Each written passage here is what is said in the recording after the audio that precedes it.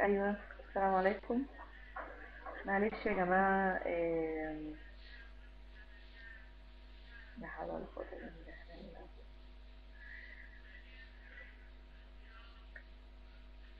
واضح ان في ناس مش مقتنعه ان في ناس بتدخل آه، على النت علشان وجه الله تعالى، وعلشان عشان تفيد بعض، وعلشان تقدم حاجه كويسه. واحنا مش هنقول حاجه غير الحمد لله الذي عافانا، بس كده.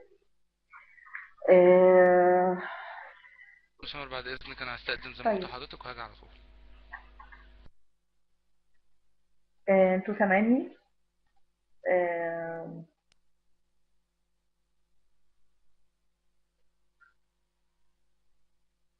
طيب. طيب، الحمد لله. طيب، هنبدأ نشتغل. وهعمل شير للسكرين النهاردة إن شاء الله. هناخد شوية موديفايرز. موضوع الموديفايرز موضوع كبير وطويل، وهاخد مننا أكثر من مرة. و آم، مش أقل من مرتين أو ثلاثة كمان، لأن هو في حاجات كتيرة قوي، وكل موديفاير له الطريقة اللي بيشتغل بيها، والحاجات اللي بيطبق عليها، والبارامترز المخصوص بتاعته، اللي بتغير في الخصائص بتاعته. في موديفايرز بتبقى سهلة وبسيطة ومفيهاش لعب كتير، وتأثيراتها سريعة. وفي موديفايرز ثانية محتاجة adjustment كتيرة، وليها كمية كبيرة قوي من البارامترز اللي بتدي التأثير المظبوط اللي احنا بندور عليه. آم، خليني أقفل ده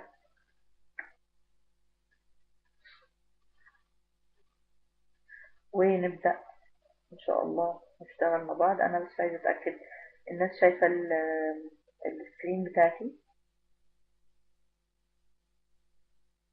آه، هعمل enable كده ثواني. السكرين بتاعتي خلاص الناس شايفاها. طيب، الحمد لله. خلاص هنوقف الشات دلوقتي وهنبدأ نشتغل. تمام كده. طيب. آم، في شوية modifiers كده احنا اتعاملنا معاها سريعا. زي مثلا الاكسترود، زي البيفل، ويمكن قلنا كمان عن البند والستريتش. دي كلها موديفايز سهلة وبسيطة. احنا ممكن نجيب مثلا تي بوب مثلا، ونزود السيجمنت بتاعته. طبعا معظم الموديفايرز بنحتاج ان احنا يبقى عندنا سيجمنت كفاية علشان نشتغل بيها. عشان تبان تأثير الموديفاير على آم، على الاوبجكت اللي احنا مستخدمينه. هنطبق كده موديفاير سريع، اللي هو مثلا زي stretch. وأول حاجة بتظهر لنا هنا، طبعا لسه مفيش أي تأثير ظهر. أول حاجة بتظهر لنا اللي هو الأورنج كيج اللي حواليه ده، زي البوكس كده لونه أورنج. البوكس ده بيدلنا على إن في موديفاير اتطبق، بس لأن أنا لسه ما حطيتش أي قيم. فال ال- ال- التأثير بتاعه مش باين لسه. الستريتش هيديله، وانس ان انا هبدأ اطبق عليه ستريتش بالمنظر ده، ازود الاماونت بتاعت الستريتشنج، بتبدأ تظهر لي. وطبعا انا بقدر اتحكم الستريتش ده في انهي محور بالظبط من المحاور الثلاثة. ممكن كمان اتحكم في الامبليفاي بتاع الستريتش. يعني ممكن اعصره زياده، اضغط عليه زياده، او او اديله حتى قيمه بالسالب فيبقى منتفخ شويه. فهو الاسترتش هنا بيعمل لي حاجتين، بيديني استطاله وبيديني ضغطه في النص، انا كل ده ممكن اتحكم فيه. طيب انا هديله فوق الاسترتش هنا، هديله موديفاير تاني اللي هو bend. وبرضو اول ما شفت او اول ما حطيت الموديفاير لقيت برضو الاورنج كيج بتاعي بيحيط بالاوبجكت، وبرضو لسه مفيش اي تأثير. والتأثير بتاعي بيبدأ يظهر بمجرد ان انا اغير الانجل بتاعتي كده اهو. ولو طبعا عايزة ال- البند ده يبقى في اي محور تاني. طبعا هنا الموضوع مش باين قوي، يمكن لو وقفت في التوب فيو، لو عملت الت دبليو علشان اشوف كل الفيو بورتس وعملت زد. لو مثلا انا في الواي هتلاقوا شكل التوب فيو اتغير بالمنظر ده، لو انا في الاكس هتلاقوا الشكل بقى بالمنظر ده، وهكذا. عندي برضو تحكم تاني في الموديفاير اللي هو الدايركشن بتاع الانحناء دي. يعني هو يعني هو زي ما يكون بيدور في زاويتين، زاوية او الانجل الاولانية بتحدد مقدار الانحناء، والزاوية التانية بتحدد لي اتجاه الانحناء ده باصص في انهي ناحية بالظبط. طبعا انا لو مش عندي سيجمنت كفايه، يمكن ده ممكن يبان اكتر لو احنا مثلا كان البادي او الاوبجكت بتاعنا كان اسطوانه، هنلاقي ان لو ما عنديش سيجمنت كفايه هنلاقي انها بتبقى مش منحنيه بنعومه كده، لا بتبقى مضلعه او متكسره شويه. واحنا يمكن اتكلمنا في موضوع البند ده قبل كده، واستخدمناه على ما افتكر في اما صممنا الارك اللي هو اللي استخدمناه كمدخل للجنينة اللي احنا عملناها قبل كده. دي زي البند والستريتش دي تعتبر من الموديفايرز البسيطة. أي موديفاير بنستخدمه بيتحط هنا في الجزء ده في حاجة اسمها موديفاير ليست، و, و بيتحطوا بترتيب بيتسمى موديفاير ستاك. ستاك يعني حاجة مترتبة واحدة ورا الثانية ورا الثالثة ورا الرابعة وهكذا.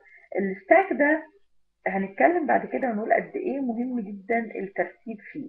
يعني مش مجرد ان كلهم محطوطين في ستاك واحد يبقى مكان اي حد فيهم ما بيفرقش عن لو اتغير مكانه، لا طبعا.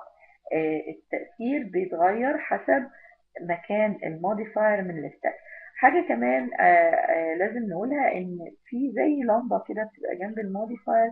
اللمبة دي لما بقفلها بتلغيلي او يعني بتطفيلي، تعملي اوف لتأثير الموديفاير ده، عشان لو عايزة او لو حابة ان انا اشوف تأثير الموديفاير واحد منهم لوحده بس، يبقى بطفي الباقيين واشوف التأثير ده. انا دلوقتي طفيت البند وده الاسترتش بس اللي شغال هنا. طفيتهم الاثنين، هنا البند بس اللي شغال. فدي بتساعدني جدا اني ابقى شايفه الشغل بتاع كل حاجه لوحدها، وما لخبطش الدنيا وانا شغاله في اكتر من حاجه في نفس الوقت، عشان كتير ساعات بحتاج ان انا افصل نتيجه عن نتيجه. ومعلش سامحوني نص دقيقه بعد اذنكم، استاذن بس نص دقيقه، ثانيه واحده.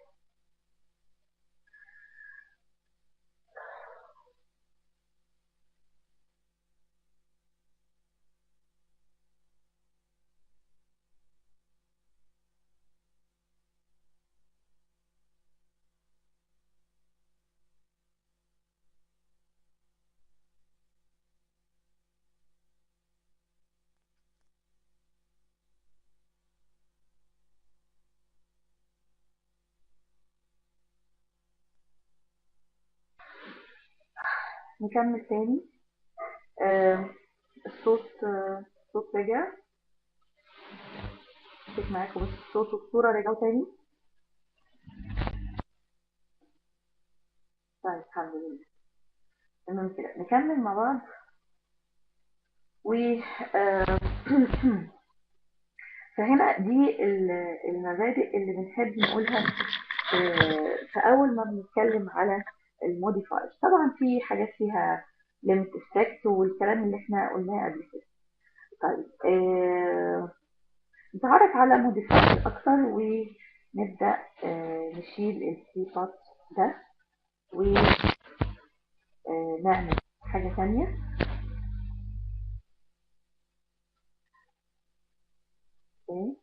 Alt W ويعني في الفونت هنا أنا عايزة أبقى في البرسبكتيف ونعمل ديت ونتعرف هنا على موديفاير. وده اللي احنا قلنا يمكن أول ما فتحت 3 ماكس كنت عاملة بيه حاجة. موديفاير اسمه displacement وده بيحتاج يعني أطبقه علشان أحفر بصورة على جسم معين. الجسم المعين ده ممكن يكون بلين زي ما احنا شايفين كده، ممكن يكون صورة، ممكن يكون ممكن يكون اسطوانة، ممكن يكون بوكس whatever. خليني اوريكم التأثير بتاع الديسبيسمنت ده.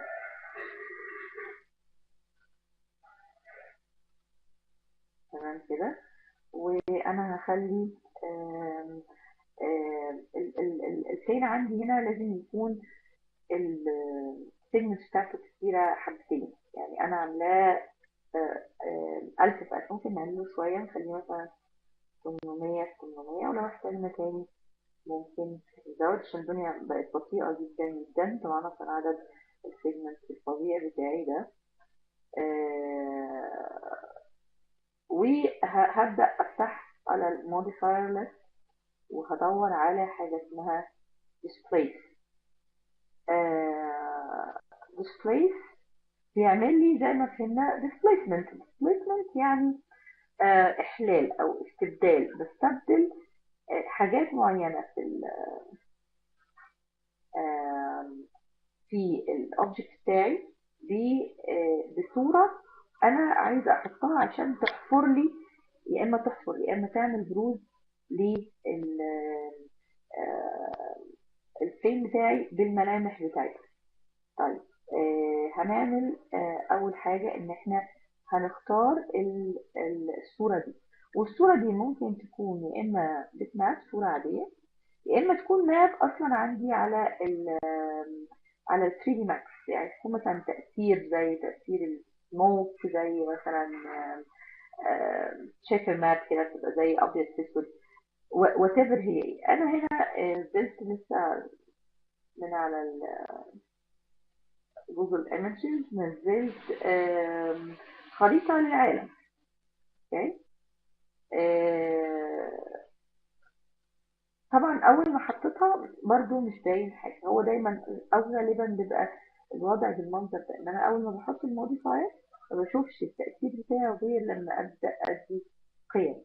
فهنا السترينث عندي هنا 0، فلازم ازود السترينث وازوده حبه حلوين يعني.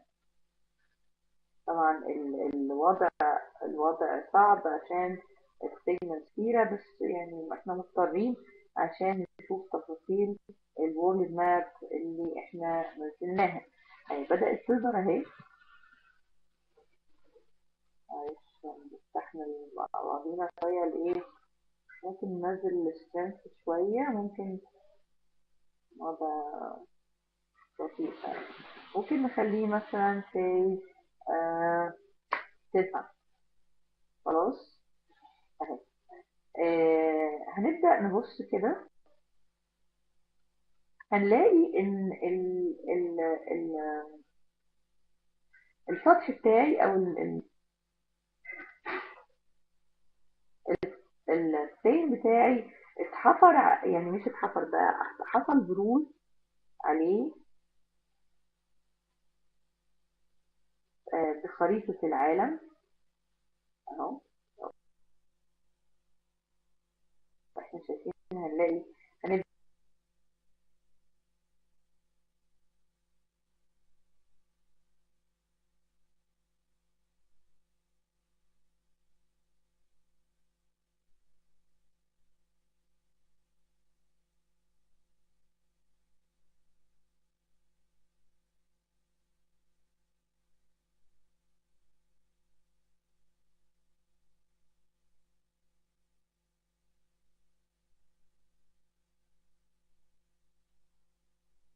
فعلا نلاقي التفاصيل بتاعت قناة أفريقيا اهو. الحديث بقى مش سهل خالص اهو زي ما احنا شايفين. اي خط غامقة بتبقى موجودة تحت، واي اجزاء او يعني اي الوان الضغط تحت بتعمل له حفر، واللون الفاتح هو اللي بيبقى داير فوق. فاحنا لو هنشوف كده طبعا هنا الابعاد موجوده.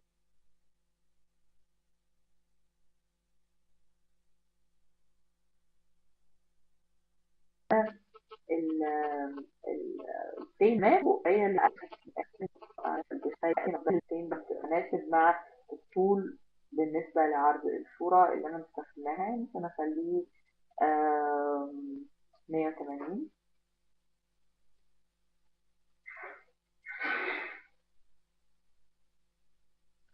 هتبدأ الخريطة تتفرد شوية، تبقى مظبوطة اتجاهاتها شوية اهو. الموضوع فعلا بقى بطيء بشكل مرعب اهو. كده اتفرد الدنيا شوية اهو. تمام كده. لو ادينا قيمة سالبة بقى للسترينث، لو اديناها بالسالب هتبقى الخريطة محفورة يعني اهو. كده بقت محفورة، اللي بارز بقت الخطوط اللي هي ما بين الدول وحدود القارات وكده. فطبعا انا بدي القيمة حسب ما انا عايزاها. ودي من الحاجات اللي بتستخدم لو مثلا تقريبا في الجزيرة او العربية مش فاكرة في فترة النشرة الجوية بيستخدموا دايما خريطة مجسمة تبدأ الكاميرا تمشي عليها. دي من الحاجات اللي بتتعمل بيها الخرائط المجسمة. الخريطة دي لو فيها تضاريس يعني ألوان جبال غامقة وألوان ذات فاتحة وكده، هتبدأ تتعامل مع التضاريس دي. الغوامق هترفعها لفوق والفواتح هتنزلها لتحت. فهتبقى كمان الخريطة دي مش مجرد حدود دول بس. أنا هي حدود دول بس لأن أنا اللي أنا استخدمتها شكلها كده أهي. يعني أنا حطها على الديسكتوب، ممكن أفتحها لكم عشان تشوفوها أهي. هي دي الخريطة المستخدمة، مش فيها أي تضاريس. الغامق بس هو اللون الأسود اللي بيتحط في الدول، اللون اللبني اللي هو البحار والمحيطات. إنما لو هستخدم خريطة بالشكل في واحدة تانية بس تقريبا هو لو هستخدم الخريطة دي الموضوع هيبقى مختلف شوية. بس هيبقى يعني يمكن في حاجات حادة قوي.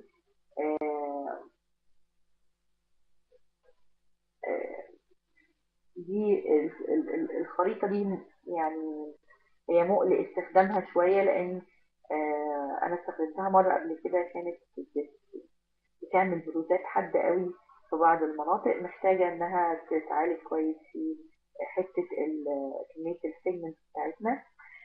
في حاجة كمان برضو في الموديفاير دوت ان احنا ممكن نعمل للصورة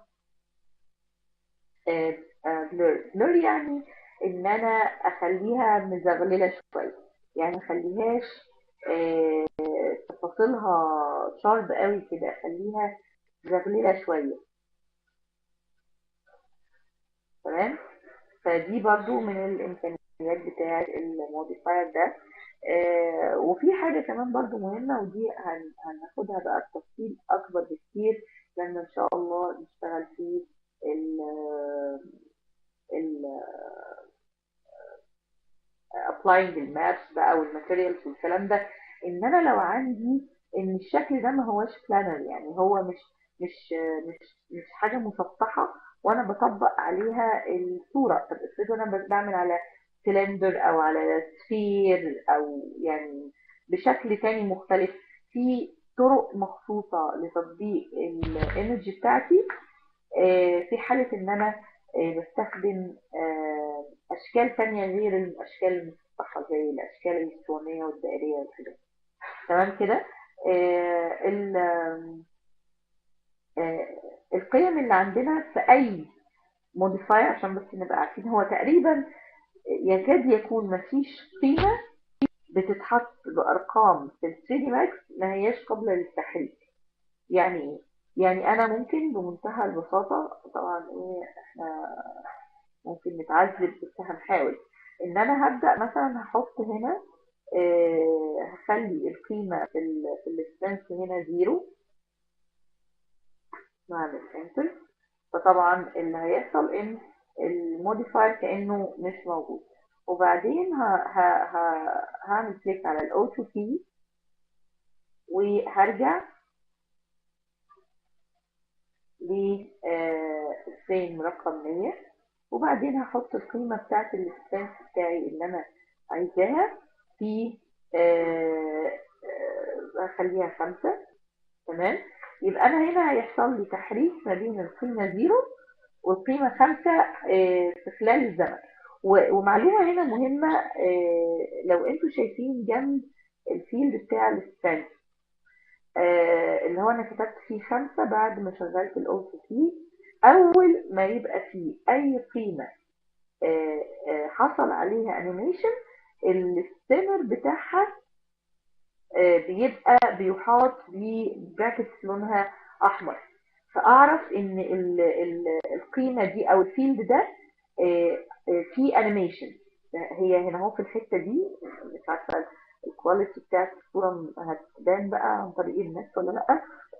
بس اي فيلد هتحط فيه انيميشن هيبدأ يظهر لك فيه براكتس حمراء تدل لك على ان دوت حصل فيه تحريك. لو احنا جينا نشغل، طبعا في هنا هيبقى صعب جدا ان هو يتشاف، هو لازم يتعمل له ريندر علشان يتشاف. هو اللي هتلاحظوه ان هتبدأ الارض يحصل لها بروز كل شوية لغاية لما تاخد الشكل الكامل بالسترنث الكاملة اللي هي ال5 اللي احنا عاملينها. حاجة كمان ممكن تستخدم في الموضوع ده، تخيلوا مثلا ان احنا بنعمل موفي وفي عندك اثار اقدام واحد ماشي مثلا في على الصحراء، او مثلا اثار اقدام حيوانات مثلا ديناصور والحاجات دي على ارضيه مثلا عشبيه او whatever. فبيبقى في اثار اقدام محفوره، فاحنا ممكن او مثلا عامله مثلا حد invisible مثلا، تخيلوا ان حد مش شايفينه وله بيعمل فوت برنت كده، هو اثار اقدام وهو ماشي في الارض، احنا مش شايفينه، مش شايفين الارض عماله تتحفر مطرح اثار اقدامه.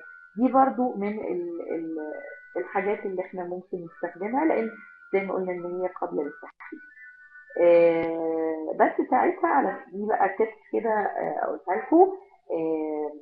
ساعتها احنا بنخلي الجزء بس اللي هيطلع عليه الفوت برنت هو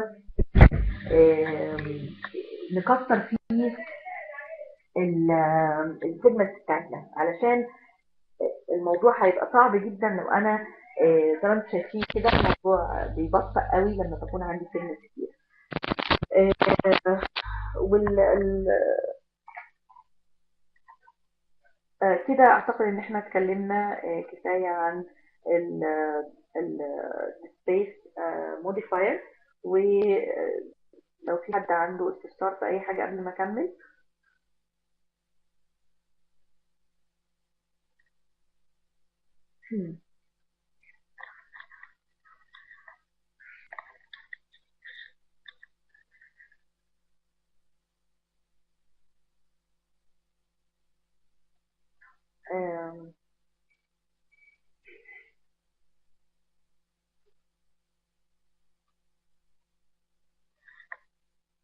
حفر الصورة جاهز.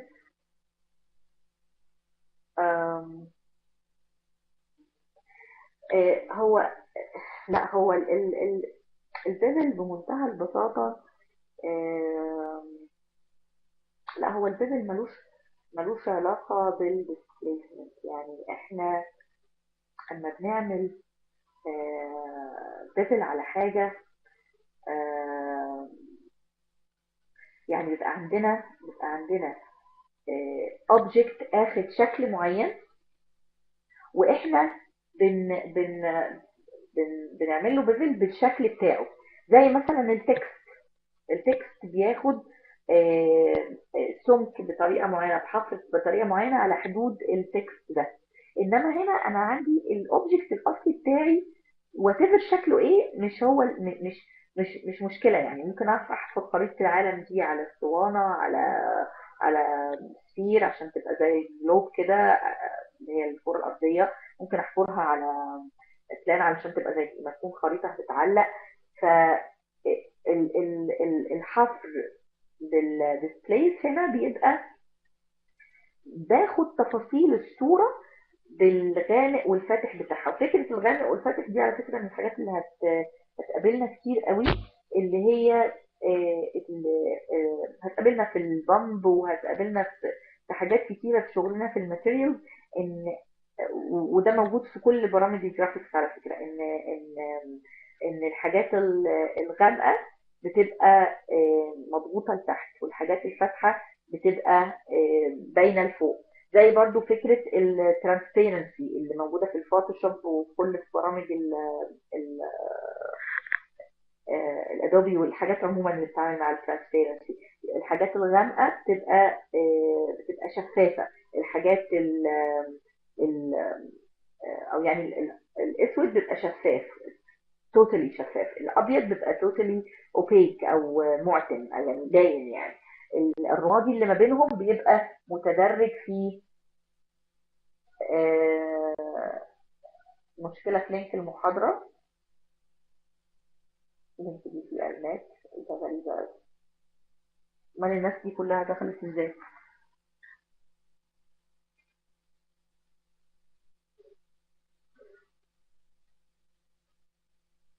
طيب ممكن الناس تودعني يشوفوا الحكاية دي. بس عموما المحاضرة واخدة بالها حبة اهو يعني.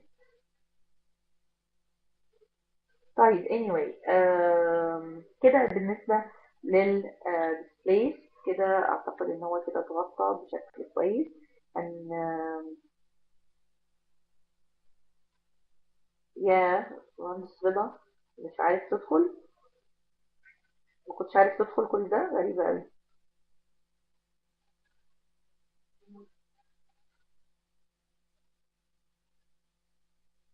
هو ساعات فعلا بيبقى في مشكلة ان انت تكليك عليه هو وتدخل من حتة تانية، ممكن تاخده كوبي بيست. بس غريبة الحكاية دي. anyway، طيب انا معلش هقفل بقى الشات تاني. نهى كانت بتسألني على حاجة. كان في حد، لا نهى ولا سهام؟ سهام حاضرة النهاردة. سهام سألتني على حاجة. انت كنت سألتيني على حاجة في المنتدى، مش كده؟ انا فاكره ان كان في سؤال في المنتدى.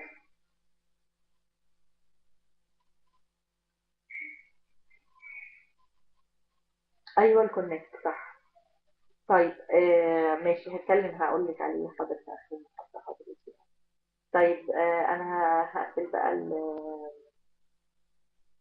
الشات ونكمل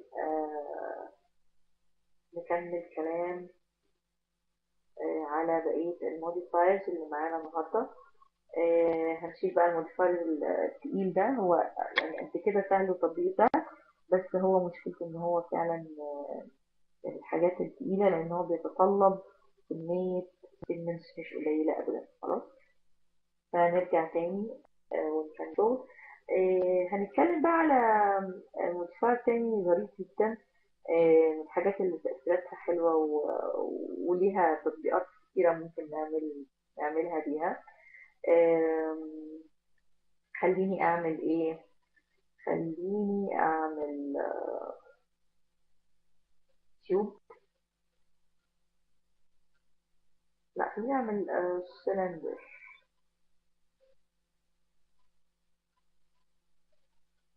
أعمل سلندر تمام كده، وهحط لها، خليها تتجاب في النص.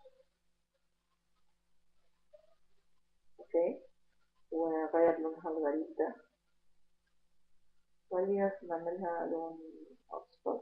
اوكي، وهناخد موديفاير هنا، هندور على، هنكتب ال وندور على موديفاير اسمه لاتس. هو تقريبا أول موديفاير بحرف ال. الموديفاير ده موديفاير ظريف جدا. ظريف في ايه بقى؟ ان هو طبعا انتوا شايفين شكل عجيب وتقولوا ايه يا ربي ظريف، ظريف في كده يعني. هقول لكم دلوقتي ايه الظريف في الموديفاير ده. الموديفاير ده بيحول لي الاوبجكت بتاعي لحاجه كده زي الاصل. يعني بيحول هو احنا مش لما بنشوف، لو ده لو انا عملت كده وقلت اف 3، شفت ايه؟ شفت الواير فريم بتاعي. الموديفاير ده بيساعدني على اني اعمل واير فريم بجد، يعني اعمل حاجه زي القفص كده. فانا هرجع تاني وهشغل الموديفاير، وطبعا اول ما بحطه ده بقى من الموديفايرز اللي اول ما بحطها يعني مش ما بشوفش حاجه، لا بشوف حاجه انا مش هي دي اللي انا بدور عليها خالص. عايزين نتعرف بس على الموديفاير ده. هو موديفاير لذيذ والاوبشنز بتاعته ما هياش كبيره قوي. هو فيه 3 اختيارات من فوق. بيقول لي joints only for vertices، وفي struts only from edges وبوث. ايه الكلام ده؟ هنشوفه لما نشوف الاولانيه ونشوف الثانيه. هنا لو احنا عملنا كده هنلاقي ان اللي هي الستراتس اونلي فروم ايدجز عمل لي زي اعمده على الايدجز بتاعه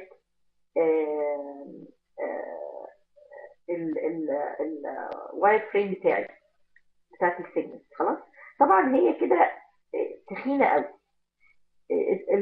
التخن دوت بيعتمد على الراديوس بتاعي اهو. ستراتس اهي، اول حاجه ممكن الراديوس بتاعي ارفعه فيبدا يديني اهو الشكل اللي يمكن اكون بدور عليه كده. وكمان في تحكم كمان للسيجمنت علشان اديها شكل مدور اكتر، يعني تبقى الستراكشر بتاعتي بدل ما هي حاده بالمنظر ده، لا ده انا ممكن ازود السيجمنت بتاعتها، سوري السايز بتاعتها. انا عندي 4 سايز بس، فانا لو زودت السايز هتبقى مدوره. تمام. السيجمنت هنا السيجمنت العريضه. تمام. طيب انا كده بقى عندي زي القفص اللي اعملته مدوره اهي. تمام. طيب ايه بقى موضوع الجوينتس ده؟ الجوينتس دي بتبقى عباره عن في نقطه كل فيرتكس، اللي هي النقط التقاطع الايدجز دي، بيتحط حاجة كده زي ايه، زي الزرار كده، بيجوين الحاجات اللي هي روابط اسمها جوين، او مفاصل يعني، زي الجوينتس اللي في جسم البني ادم يعني، اللي هي المفاصل، مش كده اسمها مفاصل صح؟ الجوينتس دي اوبشنال لو انا عايزه احطها او مش عايزه.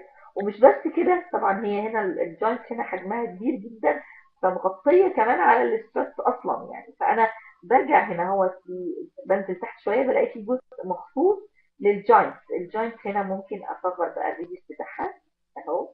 انا كده عامله جوينتس اونلي على فكره، لان انا شلت الاسترس كده، عامله جوينتس بس. فهي زي ما انتم شايفين كده، آه، طايره في الهواء كده. تمام. طب لو انا عملت بوث هتبقى بالمنظر ده. هكبر بقى شويه الايه الفيديو بتاعي عشان تبان. سوري مش الريديوس، الجوينت نخليها سموث كمان، وهزود الريديوس شويه. وهنا عندي 3 اختيارات. عندي تترا بالمنظر ده، تبقى زي المثلثات كده اهي، تمام، او زي الهرم الصغير. وعندي اوكتا تبقى زي زي المخروط. وعندي إيكوسا اللي هي بتبقى زي يعني ليها أضلاع كتير، شكلها زي زي حتة مش عارفة بيسموها ايه، اهو أصبحها لكم عشان تتخيلوا، اللي هي بتبقى كده اهي بالشكل ده اهي. شكلها حتى في واحدة طايرة لوحدها هذا. تمام. اوكي، خلونا نرجع تاني ونشوف تفاصيل اكتر. طبعا انا ممكن ادي ماتيريال لكل الحاجات دي. ممكن كمان ازود السيجمنتس لغايه لما تبقى واحط لها سموث بحيث انها تبقى كور كده. بقت الجوينت كده بقت مكوره خالص اهي، بقت كور. تمام. اوكي. وبقيه الاختيارات حاجات خاصه بالمابينج بقى والماتيريال والحاجات دي. خلاص. ده بالنسبة للموديفاي اللي هو اللاتس. اللاتس هنا ممكن له أفكار كتيرة قوي ممكن نعمل. يعني لو أنا عايزة أخليه مثلا لو بس أونلي كده، في حاجات كتيرة قوي ممكن تتعامل بالموديفاير ده. من ضمنها مثلا طبعا حاجة زي أنفاس العصافير مثلا.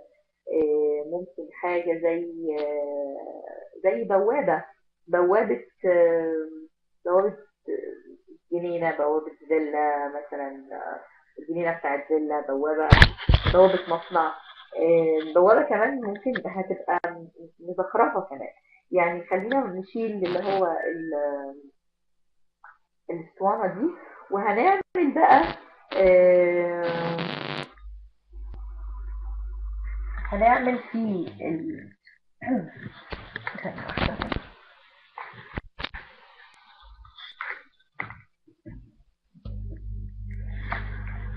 هنعمل في الفرونت فيو، هنحط بلين في الفرونت فيو. هنعمل الت فيو طبعا دلوقتي. وفي الفرونت فيو هنا هنجيب فول سكرين وهنحط فين. بس قبل ما نحطه نغير السيجمنت هنا. ونعمل ديليت طبعا عشان الفين بتاعنا دايما احنا هنا اخر سيجمنت استخدمت بتفضل ال 3 دي ماكس فاكرها. احنا هنعمله مثلا هنقول ايه 8 في 5، 8 لللينس و5، لا يبقى 5 في 8 بقى 5 في 8. تمام. وهنبدأ كده كويس. تمام. وهنحطه بالمنظر ده. اوكي. وهنبدأ بقى نتنقل في البرسبكتيف اهو. ادي برسبكتيف هنا والت دبليو، وابعد بقى شويه عشان اشوف الخصوصية بتاعتي دي. تمام. وهروح على الموديفايرز واحط accept ال، واروح على هنا وابدا اشتغل. هنعمل ايه بقى؟ اقول لكم انا هنعمل شغل كويس دلوقتي. اول حاجه السترس هنا هنخليها مدوره، هنخليه مثلا السيجمنتس 24 وهنرفعها شويه كده مثلا. اوكي. وبعدين ممكن نعمل كمان جوينت، بس جوينت صغنطوطه خالص، واقول لكم احنا هنعمل فيها ايه. هنخليها برضو مدوره، ممكن نخليها كده ما نوت شكلها شويه. خلاص.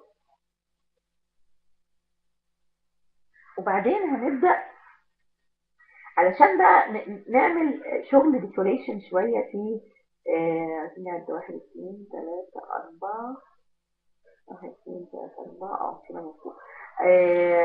عشان نقدر نتحكم بقى في المنظر ده احنا لازم هنحط على الفين هنا، هنحط له موديفاير تاني اللي هو edit solely، عشان يبقى عندي اقدر اتحكم في النقط بتاعت الفين بتاعي.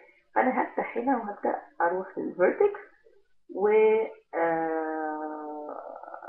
هروح بقى امسك ده وانا ضغط على الكنترول، هعمل سيلكت على شوية كده. انا عايزة ابقى اقف في حتة ثانية كده مش شايفة كويس. احنا ممكن ده خلينا نقفل، خلينا سباش اون دلوقتي، وبعدين هروح خليني اشتغل في الفرونت دي واحد. اوكي، عشان يبقى الدنيا دقيقة شوية. هروح على الفيرتكس. تمام. وهبدأ اخد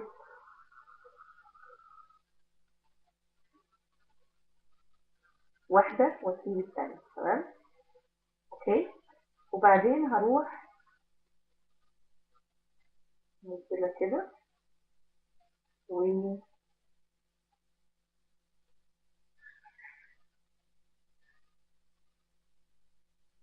مقسوم فيها ولا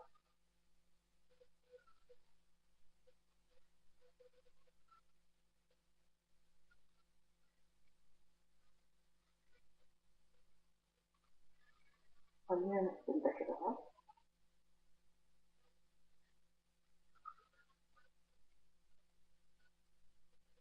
تمام. وهنبدأ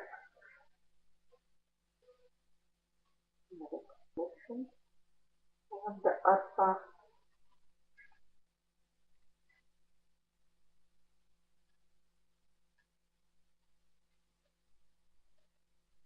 الواي بس،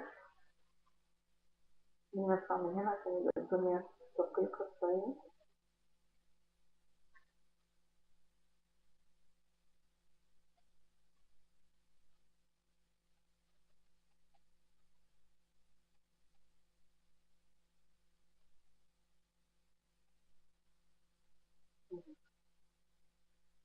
هرفع في البيت كده. تمام. وهاخد، خليني اعملهم الاثنين مع بعض، اقول لكم انا حاجة احسن. خليني اخد دول كده وهقربهم لفوق كده اهو. وبعدين هاخد كده وانا حاطه صباعي طبعا على الكنترول اهو. وبعدين هبدأ ارفعهم كده. تمام. وبعدين هاخد ده كده واقربهم برضو لفوق شوية. بعدين كده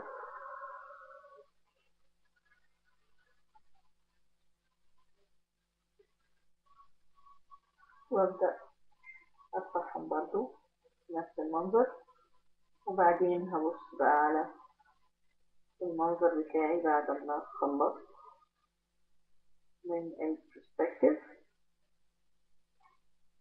RW، وكده ابقى عملت بوابة شكلها مش بطال.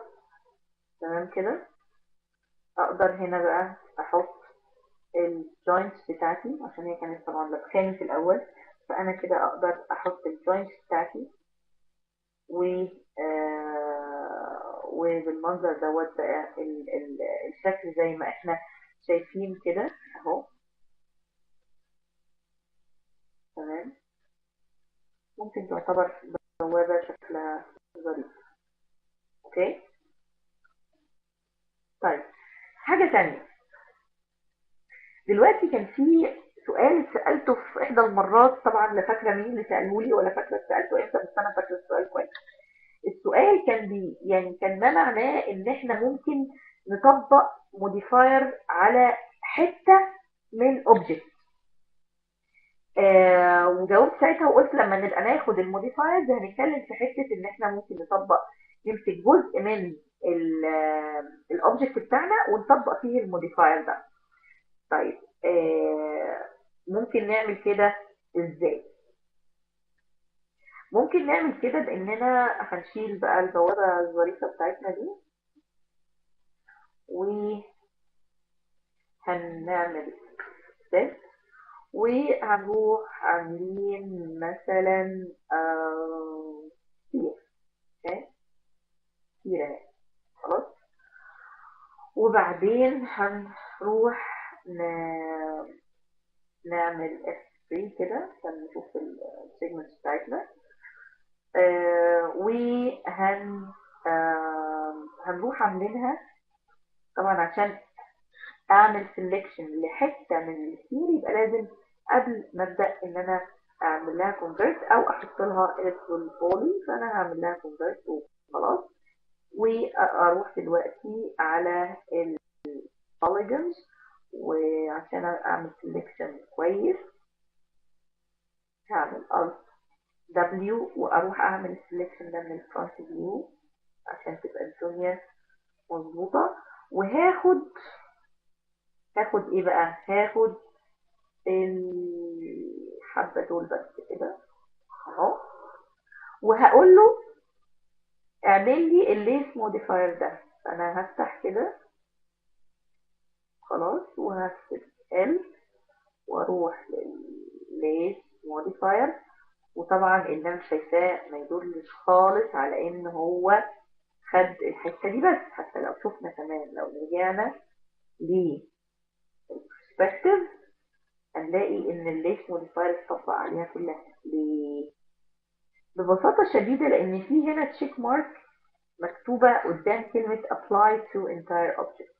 طالما هي معموله هيروح مطبق لي، سواء عملت سelection للاوبجكت كله او عملت سelection لجزء من الاوبجكت هيطبق عليه كلها. انما لو عملت التشيك مارك ده بس هلاقي ان هو شلته، يعني هلاقي ان هو هيبدا يطبق لي على الجزء اللي معمول له سelection. طبعا هبدا انزل بقى الريديوس بتاع الحاجات بتاعتي علشان ابدا اشوفها كويس كده. ابقى انا عملت ممكن ازودها كده، خليها سموث مثلا، وازود السنة بتاعتي اهي. يبقى انا كده طبقت الموديفاير على جزء بس من الاوبجكت بتاعي خلاص. وده طبعا ينطبق على اي موديفاير.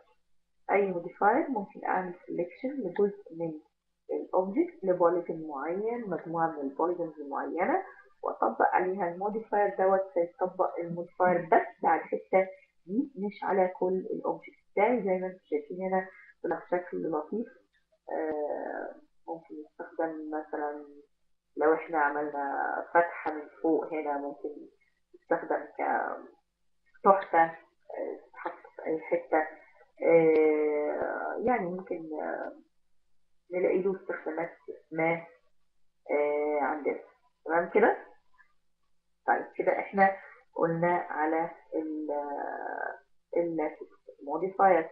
في افتح الشات واسالكم اذا كان في اي سؤال لغايه دلوقتي. الدنيا واضحه؟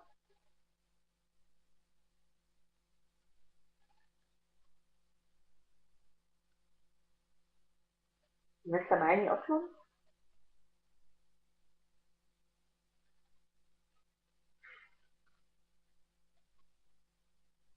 طيب الحمد لله.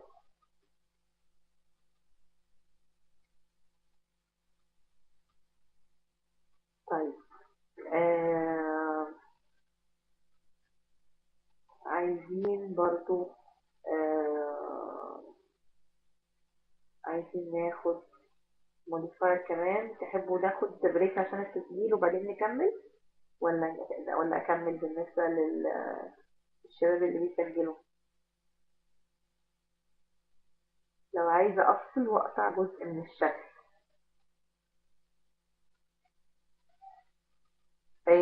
ما احنا خدنا بريك 5 دقايق. حاضر، ممكن ناخد البريك دلوقتي وانا بس هجاوب على نهى.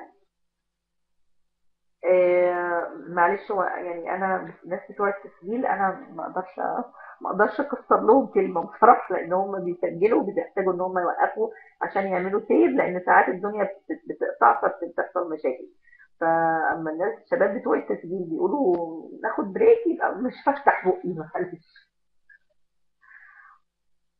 خلاص. طيب، اقطع جزء طبعا. اقطع جزء. ما احنا قلنا ان احنا ممكن ناخد يعني مثلا اقول لكم حاجه، مثلا البوليجون ده مثلا،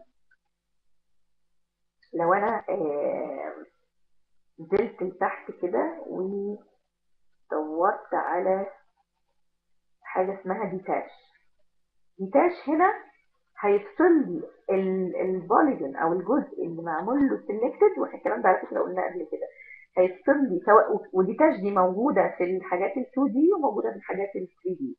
هيفصل لي الجزء ده، هيقول لي ادولي هيفتح لي كمان ويندوز زي ما انتم شايفين كده فيها اسم. يعني معنى كده انه هيديله اسم تاني، يعني معنى كده ان هو هيبقى اوبجكت تاني خالص. فانا هديله مثلا خلي نفس الاسم مش مشكله واقول له اوكي.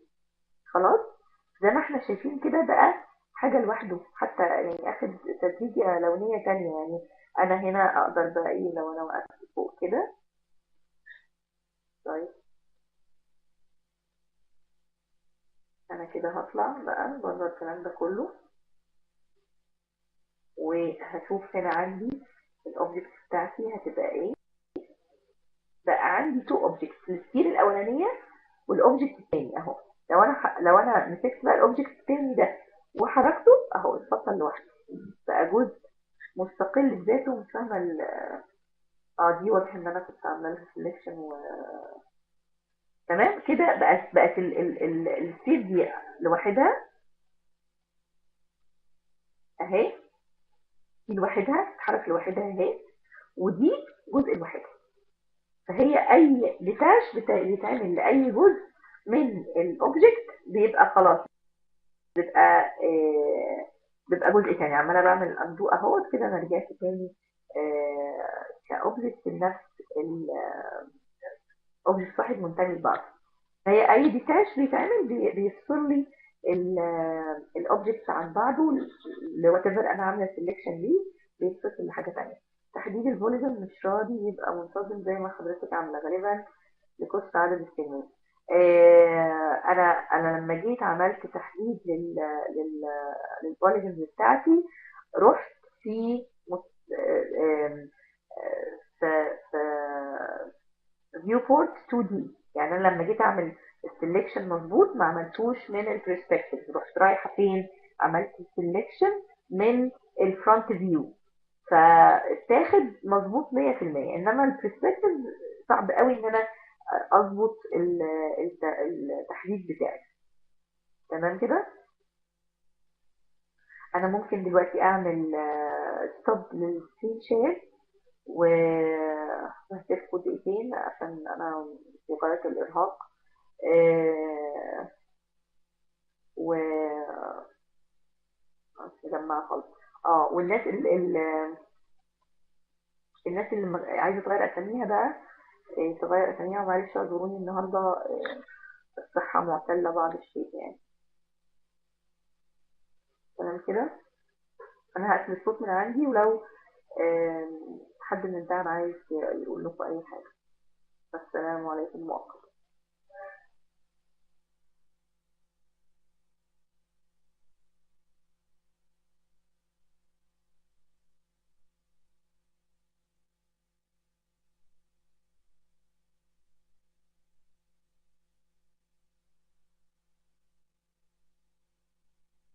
الله وبركاته. الإخوة الموجودين معانا النهاردة أول مرة، حضراتكم هتكملوا معانا ولا النهاردة بس، ولا إيه النظام؟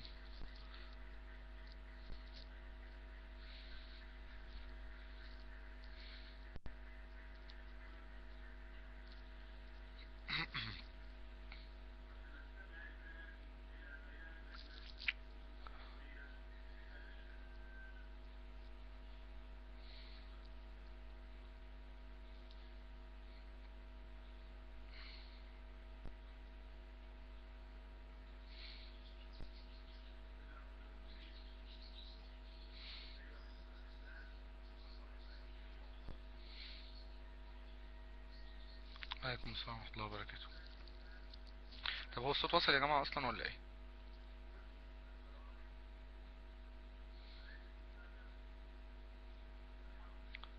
طيب تمام. يعني طيب الإخوة الجداد، عشان كل محاضرة في ناس بتدخل، والمرة الجاية مش بلاقاهم موجودين، والمرة اللي بعدها بلاقاهم مش موجودين، وهكذا. فعشان كل مرة بقول للناس تروح تسجل أسمائها، والناس تعمل، ومحدش بيسجل، ولا الناس جديدة بتحضر. فالناس اللي موجودة معانا النهاردة لو هيكملوا معانا إن شاء الله، يعني ممكن أقول لهم بقى المعلومات بتاعتنا وإزاي ينضم، لأن أنا بعد كده كل جست موجود في المحاضرة زي ما بنعمل كل مرة، انا هعمل له ان شاء الله، هعمل له بلوك على طول، عشان انا مش هسمح ان انا نشوف اي كلام سخيف من اي حد.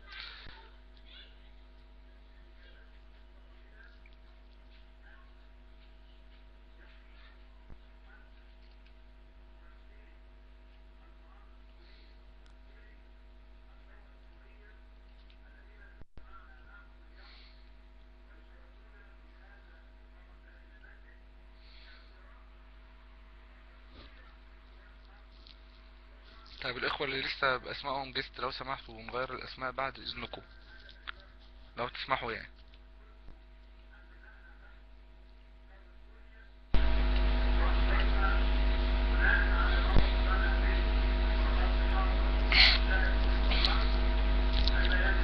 لا انا مش بشرح يا فندم، انا دعم الفن. انا مش بشرح يا جماعة، انا مش بشرح، انا مجرد بجاوب على الاسئلة، واعتقد انه اتظبط دلوقتي. اه يا فندم، تمام.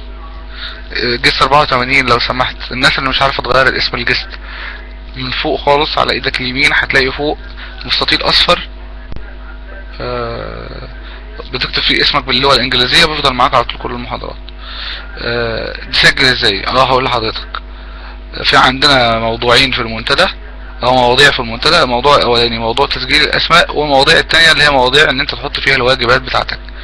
هو كله موجود في قسم واحد، يعني قسم خاص بالدورة. فحضرتك بتخش تسجل على الموضوع ده هوت، الرابط ده، بتسجل اسمك وتقول انا فلان الفلاني بحضر باسم كذا في المحاضرة. بعد كده لما بتدخل بتكتب الاسم ده على طول في كل المحاضرات. فحضرتك لما بيجي يطلع شهادة لحضرتك بنعرف نطلع لك الشهادة، لما بيجي يحصل اي حاجة بنعرف نتعامل معاه. الجستات اللي لسه موجودة، لما الاستاذة سما تيجي انا هعمل لكم بلوك. تمام، بس عشان ايه، انا مش حابب بصراحة كل شوية الاقي حد داخل يقول اي لفظ ملوش لازمة، وداخل يقول اي كلام ملوش لازمة. احنا معانا برضو يعني في اكاديمية محترمة، ومعانا اخواتنا بنات لازم نحافظ عليهم، ان محدش يقول لهم كلمة جارحة، او ما يشوفوش كلمة مش كويسة. عايزكم بقى تساعدوني بحاجة صغيرة لو انتوا سامعيني يعني. الحاجة الصغيرة هي ايه؟ محدش فيكم يرد على حد. حضرتك عندك سؤال توجهه للمحاضرة وهي بترد عليك، او عندك سؤال بتوجهه ليا وانا برد عليك. حتى لو حد بيسأل سؤال معين وحد عارفه ممكن ينتظر، لو انا مش عارف اقول يا جماعة لو حد عارف يجاوب السؤال ممكن يتفضل يجاوب. انما ان احنا كلنا نرد على الحد ده مرة واحدة فهتبقى هرجلة، ومش بنقدر نعرف مين الغلطان ومين الصح، ومش بنقدر نتابع الكلام.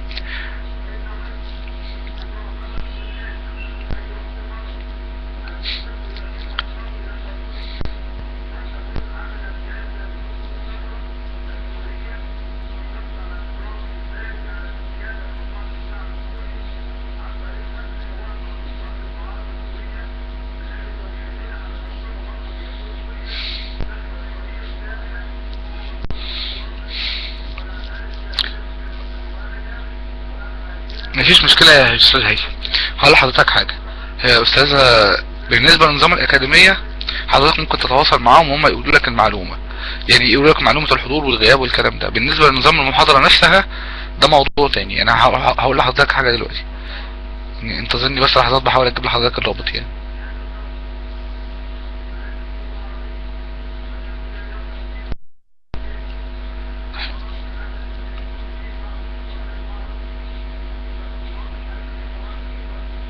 طيب ما أنا هجاوب الإجابة السؤال ده دلوقتي حالا، بس بدور على حاجة معينة، بدور على حاجة معينة، انتظروني بس لحظات.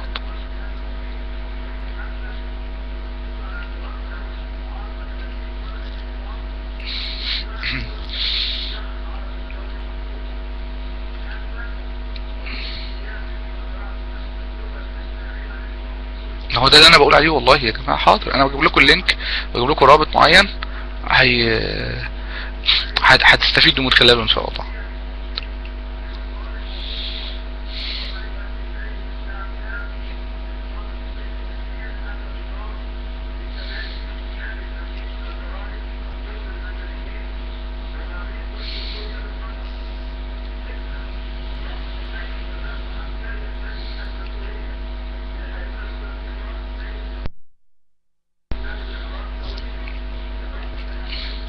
طيب هو القصه ببساطه، لان انا المشكله انا ما كنتش اصلا، كنت غالبا مش هحضر المحاضره دي، فكان عندي مشكله، فمش ما كنتش جاهز قوي يعني.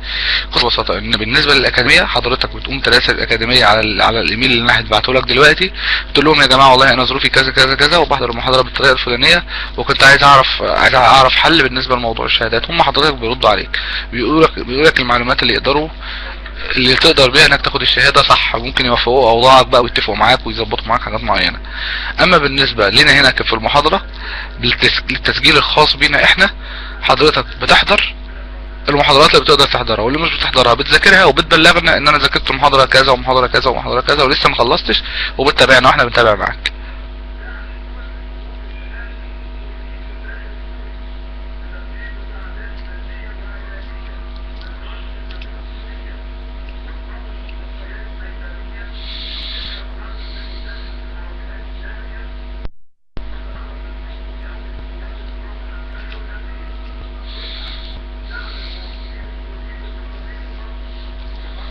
لا ولا استاذ ولا حاجه يا هيثم، ولا استاذ ولا حاجه، احنا كلنا اخوات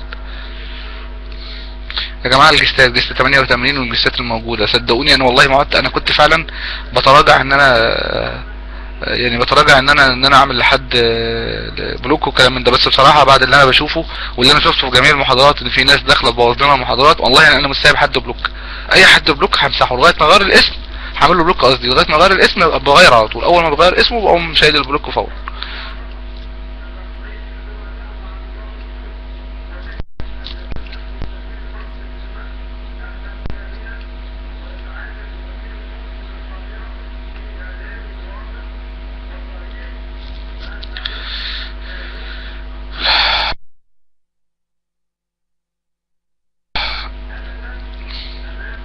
السلام عليكم.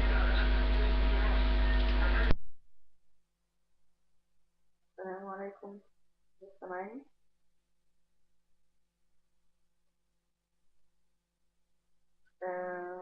نكمل.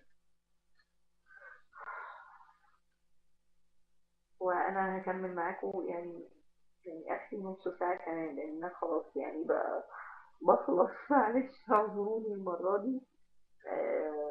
عندي صداع وشكلي كده داخل على دور برد معتبر يعني.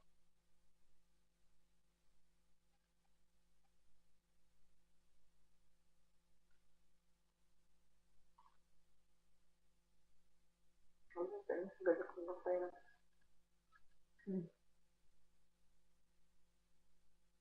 طيب.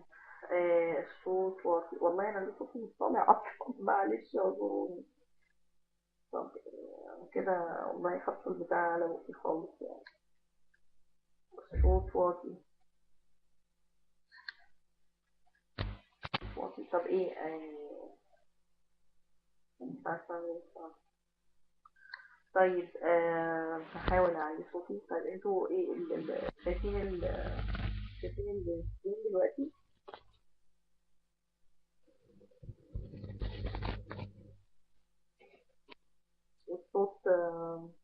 هحاول والله قدر المستطاع ان انا اعلي صوتي شوية، بس اعذروني يعني.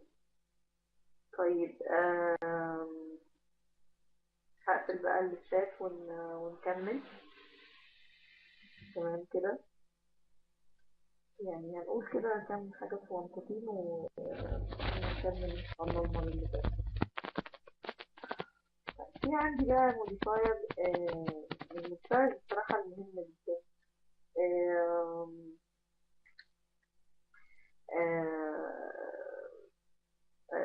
الموديفاير دوت ممكن يتحط مثلا، خلينا نحط بوكس عادي خالص، او بلاش بوكس عشان تبان حدوده. خلينا نحط تيوب مثلا.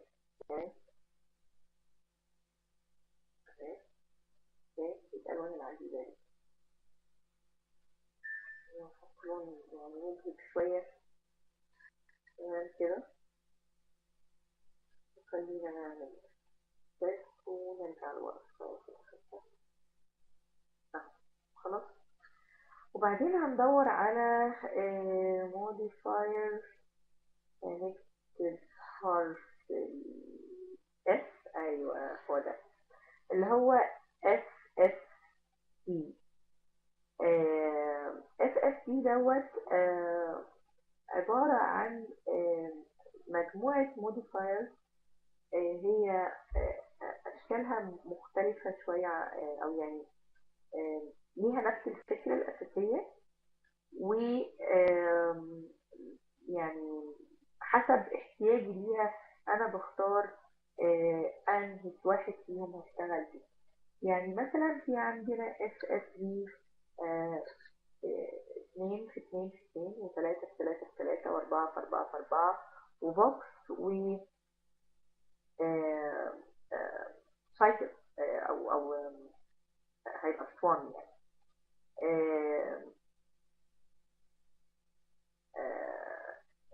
عندي المنظر اللي هو بتاع 2 في 2 في 2 ده يدل على ان لما هستخدمه، لا بلاش 2 في 2، خلينا نشيل ده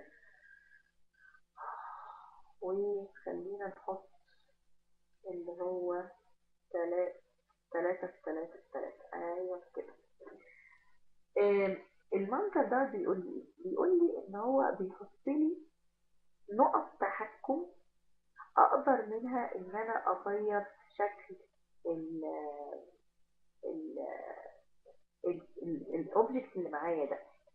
بمعنى دلوقتي انا هاخد مثلا، خليني اقرب شويه كده، وهاخد اعمل سيلكت على النقطتين دول. النقطة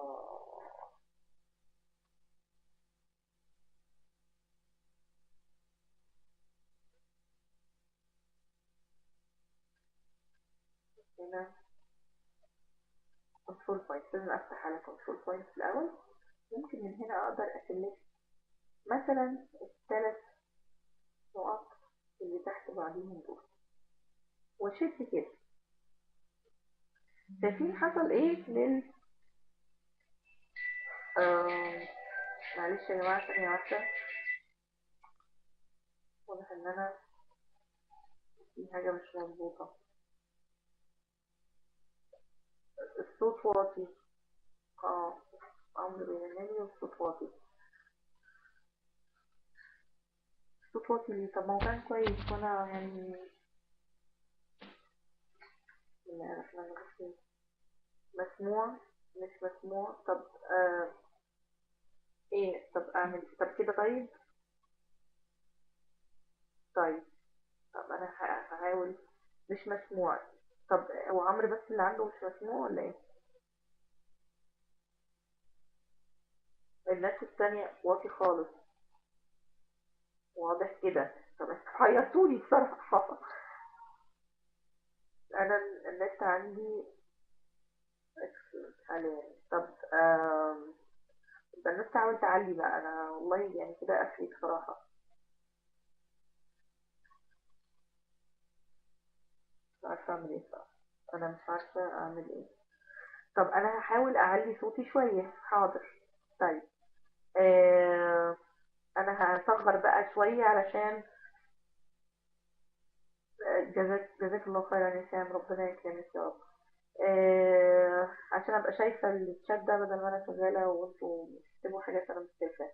طيب خلاص. فهنا انا آه عندي كنترول بوينت هنا، بقدر اتحكم ان انا اشد منها او طبعا ازق. يعني سواء اشد او ازق، زي بيبقى نقط تحكم في الاوبجكت بتاعي. يعني انا مثلا لو مسكت النقطه دي بس، أنا دلوقتي هسلكت دي بس ودخلتها لجوه، فهيبقى كده انا اللي عندي المنظر بقى بالمنظر ده.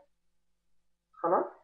يعني انا هنا بقى ايه، لو زودت شويه بقى في السيجمنت بتاعت الكيوب عندي، يكون ايه، يكون افضل على اساس الدنيا تبقى انعم شويه وانا بشتغل. اهو أنا كده بزود السيجمنت اهو، وهرجع تاني اقف هنا على الكنترول بوينت تاني عشان اقدر اشوف انا بعمل ايه. يعني انا قدرت اعمل شكل بالمنظر ده. الشكل ده طبعا كان صعب جدا ان هو يتعمل باي طريقه تانية. يعني مثلا اكسترود، انا عملت الشكل دوت رسمته وعملت له اكسترود هتبقى شكل مستقيم. عملت له مثلا تيبر مثلا، او عملت له ستريتش وضغطته من جوه، هيبقى مضغوط من ناحيتين. انما هنا انا قدرت اتحكم في حته حته من الاوبجكت بتاعي. لو مثلا ممكن امسك النقطه دي مثلا، دي بس، وارفعها لفوق هنا كده اهو، فبقى الشكل بقى بالمنظر ده. وممكن انزل دي شويه مثلا كده، فبقى كده. يعني بقى عندي تحكم زي ما يكون بالظبط ماسكه حته وصال، وعماله بقى اشكل فيها بان انا بشد من ناحيه وبزق من ناحيه. ال ال ال الطريقه دي يا جماعه هي من اكثر الطرق استخدام في الموديلنج بالمنظر ده. ان انا يعني طبعا انا ممكن طبعا على فكره استخدم اعداد تانية. يعني انا لو استخدم الاس اس دي بوكس، انا ممكن احط العدد اللي انا عايزاه. تمام. ف ف فكده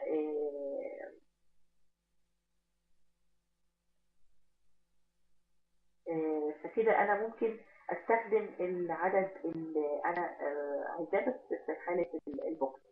تمام. فانا كده بشد. طبعا بدور بقى، بس بفكر انا عايزه اعمل شكل عامل ازاي. ومثلا لو انا عملت سيلكت الثلاثه دول كده نزلتهم شويه، وممكن كمان استخدم بقى المقاس بتاعهم كمان، اقربه كده من بعضه كده اهو بالسكيل. تمام. فانا عماله بستخدم حاجات وبصغر. وطبعا كل ده لسه عندي الكنترول في الشكل الاساسي بتاعي اللي هو التيوب. يعني انا دلوقتي صغرت الريديوس بتاعها شويه عشان تبقى بالمنظر ده اهو. ممكن اصغر الريديوس الكلي كمان اهو. خلاص. ف فالموديفاير ده وانس ان انا اشوفه وطفيته، خلاص رجعت الايه التيوب تاني زي ما هي بالظبط. وانس ان انا قفلته. تمام. اهو اشتغل، رجع لي تاني الكنترول بوينت بتاعتي اهي. اهم حاجه بس ان انا اكون شايفاها ومتحكمه فيها. طب دلوقتي فرضا في نقطه دلوقتي دخلت جوه وانا مش شايفاها، بعمل ايه علشان اشوفها؟ بروح عامله اس اس 3 كده، لو السكن بتاعها مش باين، لغايه اما ابص عليها من جوه واجيبها تبقى كده واضحه. تمام. دي بالنسبه للموديفاير ده، وده من الاهم الموديفاير اللي فعلا له معانا شغل كتير جدا. وبعدين على فكره بيديني يعني مش بيشد بحده، يعني مش بيديني بوز مثلا، بيديني حته كيرفي زي ما انتم شايفين كده اهو. انا عندي سديت النقطه دي فادتني كيرف، ما ادتنيش حاجه ليها يعني فيها حده يعني. تمام. وطبعا كل ما احتاج ان الشكل يبقى انعم، كل ما بزود السيجمنت بتاعتي. بس طبعا بخلي بالي عشان الدنيا ما تتقلش مني في الاخر. ممكن لو انا مش عايزه اعمل كده ممكن في الاخر احط لها مثلا تربو سموث مثلا في الاخر، او فين كده اهو. شايفين الشكل بقى عامل ازاي دلوقتي اما حطيت التربو سموث؟ الشكل بقى يعني very organic، آه، يعني شكل طبيعي، يعني حاجة مش، ما تحسوش انها حاجة فيها زوايا حادة يعني. تمام كده. طيب انا لو دلوقتي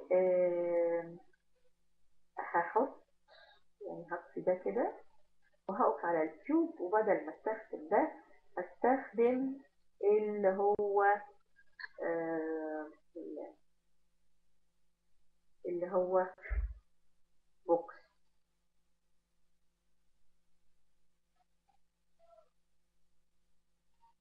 خلاص. هنا في البوكس بقى الميزه ان انا بلاقي set number of points، يعني عندي نقط للتحكم ومش شرط تبقى كلها قد بعض.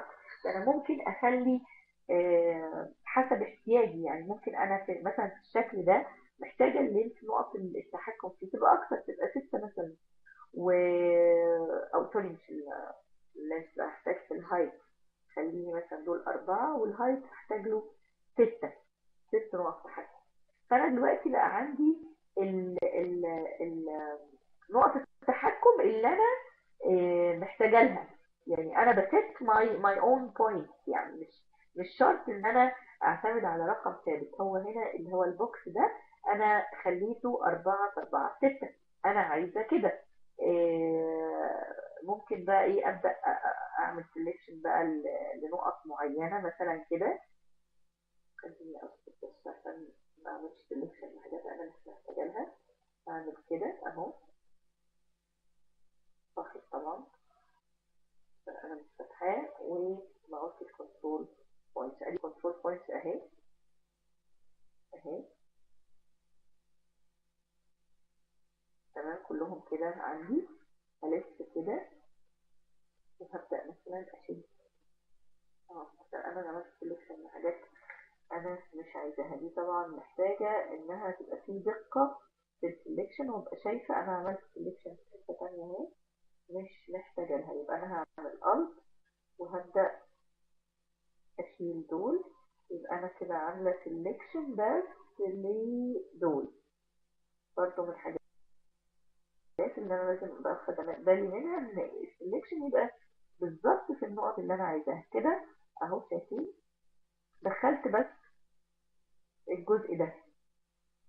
ممكن برضو اعمل مثلا على دول كمان اخدهم معايا برضو، اعمل كنترول وابدأ المهم واحدة ورا الثانية واعمل كده اهو.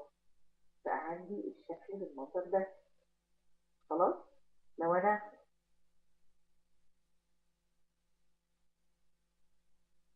خلاص كده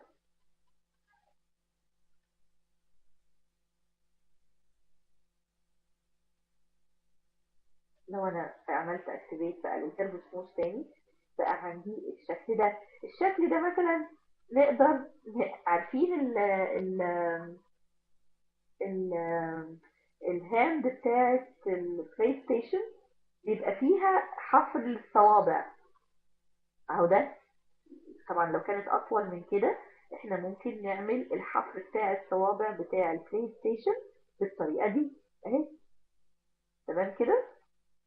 فهو مش قادره اقول لكم الاف اف دي دوت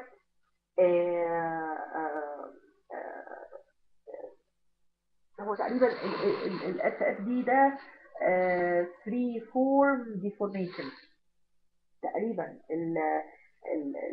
الثلاث حروف دول free for deformation على ما افتكر يعني. خلاص. فمن اهم الموديفايرز اللي عندنا، وفي استخدامات يعني اي حاجه انت مش عارف يعني، غالبا يعني اي حاجه مش عارف انت ممكن تعملها ازاي، ممكن تعملها بالفري فورم ديفورميشن، لان انت بتديك تحكم كانك حته صلصال بالظبط عمال تضغط في حته معينه وتشد في حته معينه رائع يعني. ده من الموديفايرز الرائعه فعلا يعني. تمام كده. آه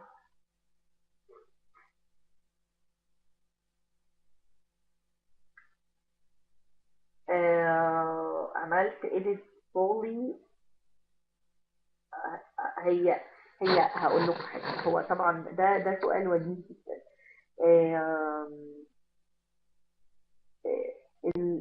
الايديت بولي طبعا بتديك تحكم في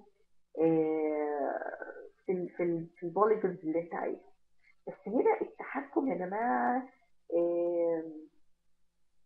انا هنا مش بضطر اسلكت بوليجون بعينها او اعمل سelection ل طب اقول لكم حاجه، اقول لكم مثلا بسيط دلوقتي ده التجعيده دي في الحته دي، لو انا عملت سelection لصف البوليجونز اللي هنا او الفيرتكس اللي هنا، هيدخل يبقى عامل يبقى حاد، عامل زي له مش كيرفي كده. لازم ادخل اعمل سوفت سelection واظبط تحديده بالظبط علشان يديني التأثير ده. والموضوع يعني زي ما انا قلت قبل كده وقلت كذا مرة، ان انت ممكن توصل لنفس الحاجة اللي انت عايزها بطرق كتير، بس انت بتدور على الطريقة السهلة اللي كمان تديك التأثير الحقيقي بسهولة. يعني ممكن فعلا لو انت عملت سيلكت لشوية بوليجون وعملت سوفت سيلكشن وظبطت الاماونت بتاعت السوفت سيلكشن بطريقة معينة يديك التأثير ده. طب ليه؟ طب ما انا عندي بدل اللفة دي كلها، طب ما انا عندي موديفاير ممكن يساعدني بخطوات بسيطة جدا ان انا اعمل اللي انا عايزاه بصورة اسرع وبصورة اسهل. فهي دي الفكرة. في كمية حاجات ممكن توصلك لنفس الحاجة اللي انت عايزها، ملهاش اول ولا اخر. كتير كتير كتير فعلا يعني ممكن حاجة معينة تبقى عايز تعملها وتلاقي حد عملها بطريقة وانت عملتها بطريقة، بس المهم مين فيكم عملها بالطريقة الاسهل والاسرع واللي فيها رياليستيك اكتر، فيها احساس طبيعي وحقيقي اكتر. يؤسفني اني اقول لكم ان انا جبت اخري، مش قادره، تعبانه جدا ومش قادره اكمل اكتر من كده. ف بدأ حتى كمان يعني احس ان زوري فد، محتاجه اشرب حاجه سخنه بس جدا يعني.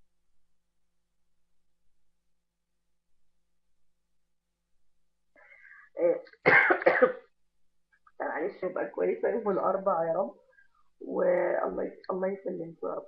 آه، اللي انا عايزاه بقى هيبقى فيه ان شاء الله، ربنا يخليك يا رب.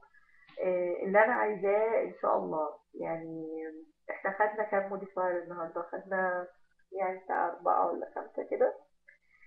عايزاك، مش هقول لكم على حاجه محدده تعملوها، انا عايزاك تبص حواليك. انت قاعد مثلا في ليفنج روم او على مكتب او wherever، تبص كده حواليك، مثلا الكرسي اللي انت قاعد عليه تقعد تتخيل كده، طب انا ممكن ابدا شكله بالطريقه الفلانيه ويمشي معايا، اعمل كذا وبعدين كذا، استخدم الموديفاير الفلاني علشان اعمل الحاجه الفلانيه. ربنا يخليك يا رب. عشان اعمل الحاجه الفلانيه وتوصل ازاي. دي آه دي النقطه. لازم الموديلر بتاع ال 3 دي ماكس يبقى عنده كريتيفيتي، يبقى عنده ابداع. ما ابداش بقى اقول لكم يا جماعه احنا هنعمل الشكل الفلاني يلا كلنا نعمله، لا. انا عايزه كل واحد يبدا يعمل لي الحاجه اللي يحس ان الحاجات اللي يعرفها تنفع تطلع الشكل ده. فرجاء نشد حيلنا شويه في الابلكيشن، لان بدأ معدل الناس اللي بتابلاي معانا يقل. نبدأ بقى نشغل الكرياتيفيتي عندنا، ولسه في محاضرات كتيرة في الموديلنج، هي مش كتيرة قوي يعني، هو لسه في تكنيك مهم قوي لسه ما اتكلمناش فيه خالص. يعني في تقريبا محاضرة أو محاضرتين كمان في الموديفايرز لأنها مهمة قوي، وهناخد يمكن مثلا 4 محاضرات في الكتير، يمكن 4 محاضرات، ومحاضرة غالبا هتبقى على ابلكيشن معينة هديها لكم علشان تفصيلية بقى، علشان تبقى زي امتحان كده نهائي في الموديلنج. فيمكن مثلا قدامنا اسبوعين او يعني اسبوعين كمان غير المرة اللي جاية، واعتقد يبقى كده احنا غطينا الموديلنج تقريبا كله يعني.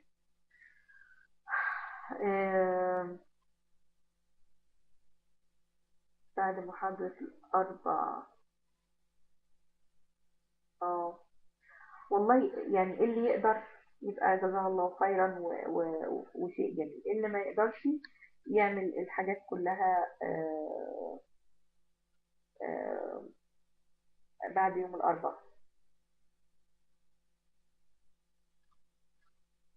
تمام كده.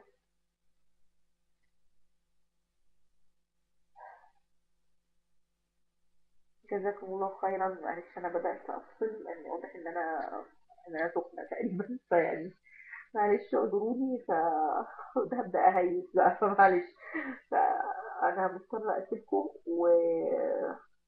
وربنا المستعان. انا مبسوطة جدا، والسلام عليكم ورحمة الله وبركاته.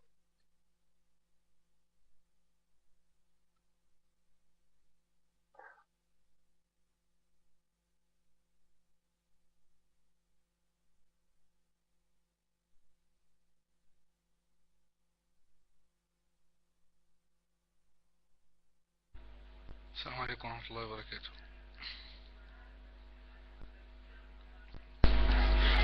الصوت واصل يا جماعة كويس؟ طيب سريعا كده ناخد الغياب بسرعة للناس اللي معانا، والناس الجديدة اللي ما سجلتش اسمائها يا ريت تفضلوا يسجلوا اسمائهم عشان احطهم في معانا ونبتدي ناخد لهم غياب. الناس اللي بتسأل بقى اللي هو انجي دينا وهيثم والناس دي، لما حضراتكم بتسجلوا معانا ولما حضراتكم بتذاكروا المحاضرات بتبلغني ان انا ذاكرت المحاضرة رقم كذا، المحاضرة رقم كذا ذاكرتها، فببتدي احطك حضور بشكل مختلف معانا في اللي هو التسجيل بتاع المحاضرات. يعني بقول هو ذاكرها بس ما حضرهاش. يعني في عندي 3 اشكال: شكل اللي حضر المحاضرة، شكل اللي ما حضرش، وشكل اللي ذاكرها وما حضرش. فيعني يا ريت الناس تبلغني وان شاء الله احضره. بالنسبه بقى للسؤال بتاع حضراتكم اللي عنده اللي هو مثلا عايز يتواصل مع الاكاديميه عشان حته الغياب وما الغياب، عندكم ايميلين هم بتوع الاكاديميه، يتواصلوا عليهم معاهم وقولوا لهم المشكله وهم يقولوا لكم. يعني انا موجود اهو في المحاضره، او حضرتك انا موجود في المنتدى بالاسم دهوت في المنتدى، انا مشرف عام في المنتدى. خش كلمني ابعت لي رساله وانا تحت امرك. ده الاسم بتاعي في المنتدى. تمام. طيب الاخوة اللي حضروا معايا النهاردة: انجي حجازي موجود، طبعا اللي بيكون موجود بيكتب 1 عشان الناس الجديدة. يعني انجي حجازي موجود، مش موجود. محمود، سما مسعد، رضوى، محمد فتحي، انجي فاطمة، ام يو 7، انجي رضا، بتهيألي انجي رضا موجود. تمام. الانجينير موجودة، مريم شوقي انا شفتها. تمام. استاذ احمد جلال، انجي عاطف، معتصم، محمد دياب، شيماء هيام بتهيألي شفتها، اي ام جي. تمام. سهام موجودة، محمد رأفت، استاذ منى جمال، مش